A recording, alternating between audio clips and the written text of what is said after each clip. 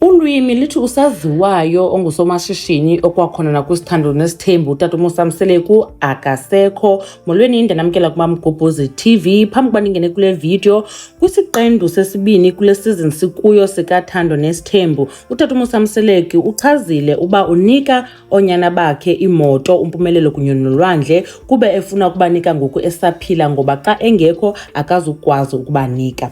Ngoku kukho iaccount ephantsi komakhumalo Mseleku efake iivideos ku TikTok ibonisa ngathi utata Musa Mseleku akasekho. Yothusa ke le video ngoba khange kuvakale indaba zokuba utata Musa Mseleku uyagula okanye usesibhedlele okanye ufumene ingozi. Kuthe kusenjalo kwangena ivideo ku Instagram apho utata Musa Mseleku eaddressa ezindaba zokuba yena akasekho. Kodwa ngazi ukuthi yini umuntu angeke abe yodwa.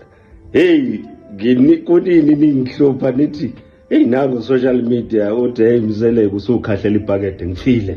Ngiyaphila. Imake kombe kuyekuthiweni makuthiwa umuntu ufile. Kuyekuthiwa usazophila. Hey angazi kodwa yini engeke ngibe yona. Noma mhlambe seyile nhlobo ekuthiwa iyafa iphinde ivuke, after insukwana mhlambe sikuleyo level manje. Baphawulile ke abantu kule video iphansi kwale fake account ezenza omakhumalo Mseleku bathi noko abantu badlala kakubi ngoku kuba befuna iviews ne likes. Khanitsho ke nake nicinga ntoni ngalento yoba abantu baveske bavule nje iaccounts bathethe ngezinto ezimbi kangaka. Nkosi kakhulu ngokuthi nibukele le video. Mamgobhozi uyanibona kwi video landelayo. Bye.